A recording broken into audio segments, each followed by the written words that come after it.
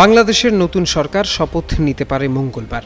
বিএনপির চেয়ারম্যান তারেক রহমানের নেতৃত্বে গঠন হতে যাওয়া মন্ত্রিসভার শপথ অনুষ্ঠানে অংশ নিতে চীন, ভারত, পাকিস্তান সহ ১৩ দেশের সরকার প্রধানকে আমন্ত্রণ জানিয়েছে অন্তর্বর্তী সরকার। শনিবার রাতে অন্তর্বর্তী সরকারের এক দায়িত্বশীল কর্মকর্তা গণমাধ্যমকে বিষয়টি নিশ্চিত করেছেন।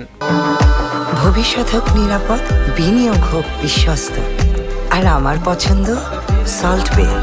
ওয়েলকাম টু সল্ট বে। ত্রয়োদশ জাতীয় সংসদ নির্বাচনে বিজয়ী সংসদ সদস্যদের শপথ পড়াবেন প্রধান নির্বাচন কমিশনার এএমএম নাসির উদ্দিন। অন্তর্বর্তী সরকারের প্রধান উপদেষ্টার কার্যালয়, আইন মন্ত্রণালয় এবং সরকার গঠনের প্রক্রিয়ায় যুক্ত একাধিক সূত্র এই তথ্য নিশ্চিত করেছে।